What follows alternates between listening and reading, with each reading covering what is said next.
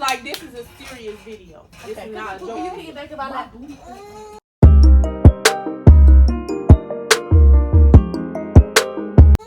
So, Faves, what's up, Faves? It's like 10:04 in the morning, and we wanted to make this video as just like a straight story time on the most traumatic experience I ever experienced in my life. It was the worst experience ever. I wish this on no parent or nobody, period, because it was the scariest time of my life. With Contrail, this was the most. It was terrifying, guys. Like, he was diagnosed with Kawasaki. I've never heard of it before. That was my first time hearing about it. He was just sick. He was sick all the time. I thought he had a real bad cold, and he was running high fevers all the time. He was sick. I took him to the hospital. Him and Jen was sick at the same time. I took both of them to the hospital, and they was diagnosed with strep throat. So and they gave them the medicine. So I'm saying, okay, they got strep throat. Everybody gonna get better. Jan started to get better. Contrail never got better. He kept running fevers. So I was keeping him home from school, and it something just wasn't right to me. So one morning, we dropped Jan in the bed off to school, and me and my sister just like, we just gonna take Contrail back to the hospital because I can't break a fever. It'll break for like a couple of minutes or something, like maybe an hour or two, and then it came right back. And when I say he was running fevers, they was like super high, like 105, 120, like he was running fevers like that. So we just decided to take him back to the emergency room early in the morning, like 7, 8 o'clock in the morning. And I mentioned to them that one of the doctors, when he was diagnosed with strep throat, said something about Kawasaki, and he was like, "But I doubt that's what it is." So when we went in that morning, and that's the first thing you gotta say it though. When the doctor first told you came home and told me, we start searching. I started Googling it to see what it was, and then it made me scared because I'm like, I know this ain't what my baby has. That was my first time hearing about it. But the doctor was sure that wasn't what it was. He's like, it's strep throat. It's strep throat. But the fever wasn't breaking even with the medicine that he was taking. That's the reason why we took him. But when we took him that morning to the hospital, when we dropped them off to school, that's the first thing that I told them was like, I want him tested for Kawasaki because this is what the emergency doctor said like 2 nights before. So can we rule that out? We was there for a couple of hours, and it came back that he had Kawasaki. So, and we lived in Port Huron at the time. So they didn't have what they needed. They didn't have what they needed in Port Huron to take care of him. So we had to be transported down to Children's Hospital. Yeah, and so this happened on a school day while Nevaeh and Jan was in school. We took him to the hospital in the early morning, and this when he got transferred. He had to get transferred down to Detroit to Children's. And he was crying because I couldn't go with him because I couldn't go with them because I had to stay in Port Huron with the oldest two because they was at school. And go ahead, you can say how what happened too.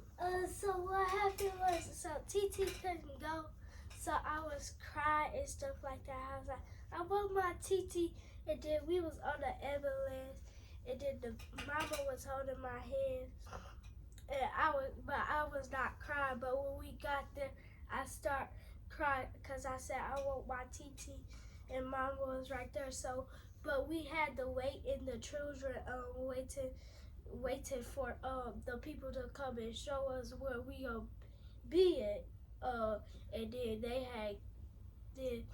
cause they already gave me an IV. Yeah, he had an IV in transport. They was giving him fluids on the way down there. But when we made it to Children's, it was packed. Children's Hospital always packed, but it was extremely packed with like sick kids everywhere. So we waited for hours before Contrail was even seen. When he was seen, we was still in an emergency part. He was admitted to Children's, and we were in the emergency department for like 2 or 3 days. Yeah. Before he got his own room. Now, mind y'all, this all happened around Christmas time. Yeah. So when they got to the hospital down to Detroit for Children's, so I asked my sister, like, are you there? Let me know. And then at 3, I had to go get Jay and Nevaeh out of school, and I had to let them know what was going on. That Contrail did have Kawasaki, and that he had to be transported to Children's in Detroit. And y'all cried. Yeah, so, I mean, like, y'all can say if how y'all want y'all to talk, feel. y'all can. Yeah.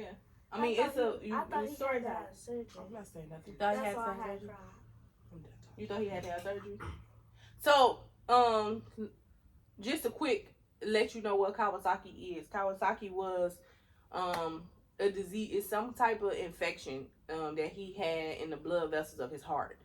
I still don't know the full details of what Kawasaki is. I just know that's what they told me. That's what really had me like, oh my God, my mind blown. But it was a infection around the blood vessels of his heart. And it's nothing that you can catch. It's not like a cold, a common cold, like you can catch it. It's hereditary because it's something that his dad had. He dealt with this when he was a kid, around the same age. You didn't know until and his mom didn't know what was wrong with him. He was in the hospital for weeks with the same symptoms Contrail was having, but back then they didn't know what it was. He just got better, and they never told her what was wrong. But that's the thing. So, mind you, this happened around that day they went to school. That was like their last day of school because they was out for Christmas break. Yeah. So when we was home, they stayed down in Detroit for like days. We was there for a week. We was like for 2 weeks in Detroit. It was to the point where we didn't think they was gonna make it home for Christmas. Like, even I had to go Christmas shopping by myself, and I had to take the 2 big ones with me so they knew what they was getting. They had to know what they was getting because they had to come with me. And so I went Christmas shopping by myself, but I did it all on FaceTime with my sister, you know, and wrapping the presents. We wrapped the presents. We was on FaceTime. Like, the only time I wasn't on FaceTime with you is when I cooked Christmas dinner. Mm-hmm. And so during that time, Contrail, you could tell he was really sick. His eyes was red. His tongue was like a strawberry. Yes, and them are the signs. Like, his eyes was bloodshot red. His tongue literally looked like a strawberry. And like, you know, the little seeds on the strawberry. His tongue had all them dots on it. His hands was red. His feet was super red. And I got a picture that I'm gonna show y'all in the hospital what his eyes looked at like when he had this Kawasaki. I'm gonna show y'all. Y'all can keep talking, but I'm gonna add it. I'm gonna just add it in the video. And then yeah, you can say what you want to say, Poopy.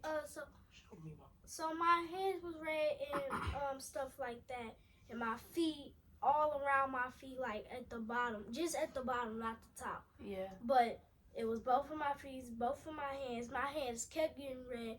It looked in my, like, when they say my tongue actually looked like a strawberry, it actually did look like the strawberry. And everything I ate burnt my tongue. Yeah, he was so sick. Yeah, you tell your symptoms because only you know what you was feeling. Because he couldn't eat. Connie loved chili cheese fries and pizza. When I was in the hospital and I was ordering these things, he wouldn't eat for the whole time we was at Contrail. Started eating probably like we was there for a week. He wasn't eating. They was giving him popsicles because everything he ate burned his tongue. Like, his tongue was burning. So like it took a week for him to finally start like eating food.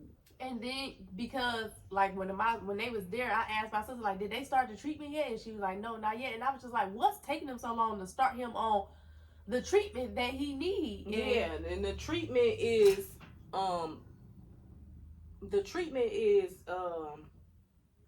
I'm trying to remember. I don't remember the name of it, but it's not blood. It's the plasma. The plasma of the blood. You know, so they had it. It took a minute because they had to separate the plasma from the blood. You know, in the centrifuge, whatever they have to do to separate that. Because he had to get plasma. Plasma is what was supposed to fight it, and they started giving him the treatment when we were still in the emergency department before he was able to go up to an actual room. And Contrail was on this treatment for hours.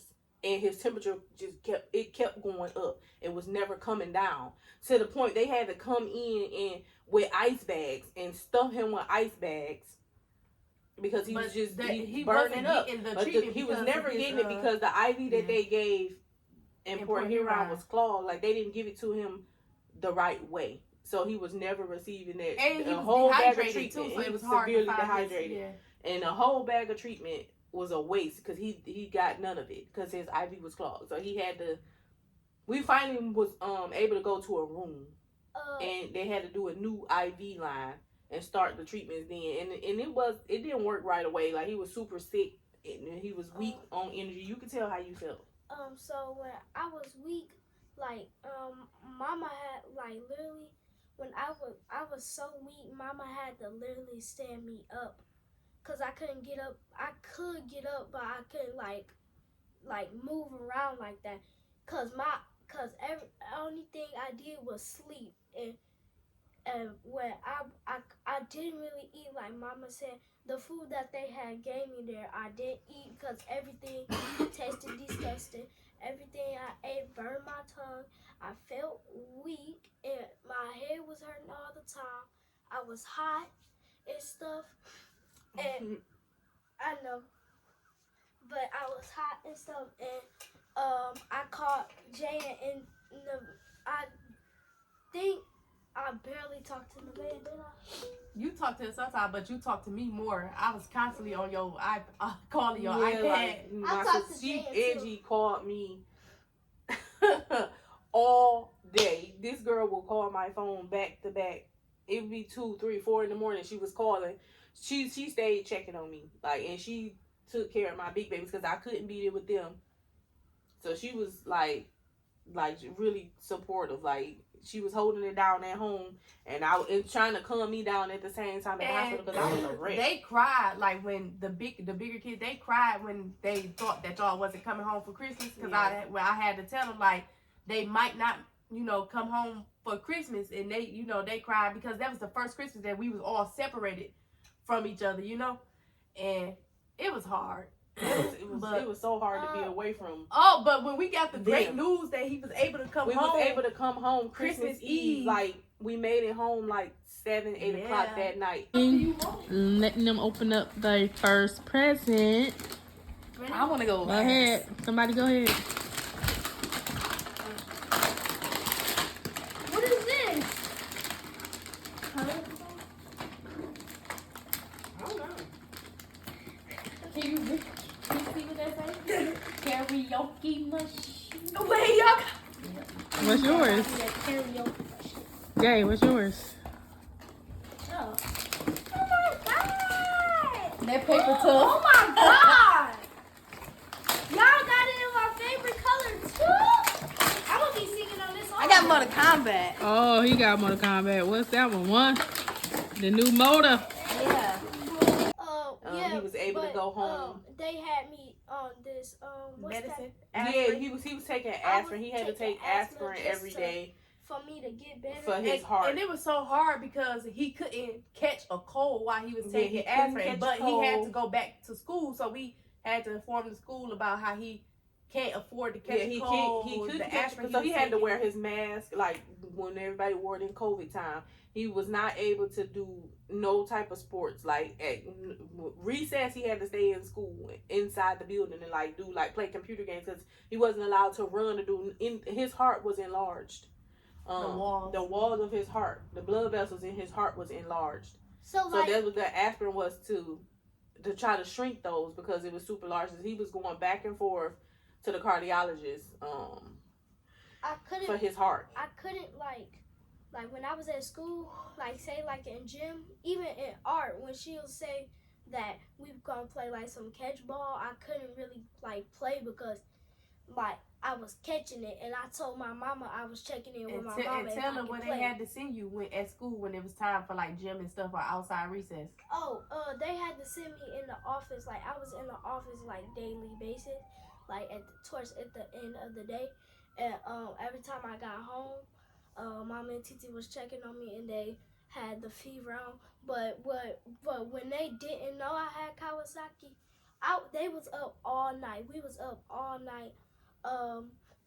Titi, you know how people put potatoes under your feet and stuff When you got a that? fever, yeah. The old remedy my grandma did for us when you have a fever, you cut up some potatoes, you make a potato necklace, and you put potatoes in their socks to try to break a fever. We was doing this before he even went to the hospital and was diagnosed with Kawasaki because we was trying to break his fever. We didn't know it was Kawasaki. And another sign of it was Contrail used to complain about his chest hurting a lot when he used to run and play. and I never understood what it was. And it was one afternoon I was cooking, and he came to me, and he passed out, like he fell out on the floor, and I thought he was playing because he always played little jokes, and I thought he was playing. I was like, Contrail, get up, like, why are you playing? But he passed out for a quick little second. It never dawned on me like something was wrong all the time. He did used to, now that I'm thinking about it, Contrail used to have a complain about little things every now and again. And then anytime he did catch a common cold, just like now, if like he's sick now, I'm on it now because I know he was diagnosed with Kawasaki. But anytime in the past when he caught a cold, he always ran a fever, and that fever lasts for days, and I never understood why. But when we finally was able to go home, I know I couldn't eat, but my TT made sure. But my mama and my TT made sure I was gonna eat. I had to force myself to eat, but I didn't really eat it. But when I was taking my aspirin and stuff, and then we had to go to down to Ronald McDonald's house for me to stay there, and we was like go and check and stuff because like he that. had so many appointments, like back-to-back appointments, and we stayed an hour away from Children's. Mind you, we was in Port Huron, so I would have to book a stay at the Ronald McDonald house just to be able to get back and forth to his appointments. Because then we was working on one vehicle. I can't take the car and go now because they still had to get back and forth to school, and Angie had to do things back home. So I would schedule us a stay at the Ronald McDonald house, and set up transportation and stuff just for us to get back and forth to his appointments, because he was back-to-back appointments with the cardiologist because they had to keep a watch on his heart.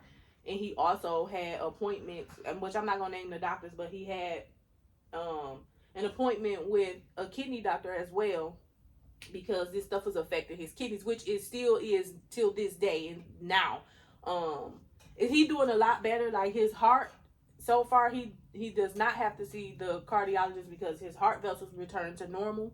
They went back to normal, though it was just it's still a small issue with his kidneys, that his creatinine is super high, and that's basically risk of kidney failure. But we, like I said, he drink it. We gotta drink some cranberry juice, some real cranberry juice, because that flushes your kidneys out. Yeah. But how did you feel when you was able to come home for Christmas? You was happy? Yeah, but when we was there at the Ronald McDonald's house, when we was there around that time, I was able to eat. Yeah, he was eating some stuff up because he was discharged from the hospital. I also have pictures of his healing process. Oh my God, the healing process was a lot too, y'all. Remember you was peeling? The treatment that he had to take caused him to peel over his whole body. And I have pictures that we're going to add to this video of the peeling that he went when through. you was peeling? When I was peeling and stuff like that, I didn't really want to go to the bathroom. Like when I had to use it, I didn't really go to the bathroom because I just felt disgusted. Like I was disgusted and stuff like that when I was laying down, and when we was in the house and I was peeling, I didn't really want my socks on. I hate socks now, but and you could tell all the places you was peeling at, like it was your hands, his whole body, your feet was peeling. Not my face. Yeah, your face peeled a small amount, but the majority of his peeling was his hands, his feet, his private area peeled. Yeah, his butt a lot. His bottom peeled, and I had to go back to using Desitin's diaper rash kind of cream peel on that him. we talking about is like when it got to a point like his whole skin was like peeling off to the point where his whole hand will peel, and you can hold it in your hand, and it was the skin of his entire hand. Like the peeling was just. Oh, you got a juice. I thought something was wrong. Like what is going on? Like my baby whole body is peeling, and his skin is coming off. But it was because he was running such high fevers. I think the skin was dead, and it was his body getting rid of the dead skin, because his hands felt like. I'm trying to like describe how rubber, like rubber. My hands. So when it peeled off to where his hands were very sensitive, and his skin was really sensitive, so I had to keep it oil. Moisturized. I had to keep it moisturized because it would crack and bleed and be sore because it was fresh new skin. But he went through all that. But you good now? But Yeah. yeah. It was a long road. But at the but back to around me down. We not gonna make this story too long. Yeah. I know. I said. So long story short, the treatments was a success. Contrail heart is amazing. His kidneys, like I said, we are still working on them, but I got high hopes What to know sport you can play that now? his, That you back back to to your favorite play sport. soccer. My favorite sport is I want to be a soccer team. When I was in kindergarten, I was on the soccer team, but I quit because the practice was so dumb. But I got better at soccer and stuff like that. But now I'm better, so now my mom and my teacher don't really have to worry. Yeah, he back to being a regular kid, running around. Y'all know, y'all see him doing it. So it's just, but heads up, pay attention to the symptoms that your kids are having because it's different illnesses and things that's going around that you never knew about. I never heard of that before, ever. And to know that it's something that you can't catch. It's something that was in him the whole time. So, Like when I was littler, but it just got worse when I got older. but thanks for tuning in and watching this video, guys. It was our story time on Contrail with Kawasaki. Like, comment, and subscribe. We gonna do Take over.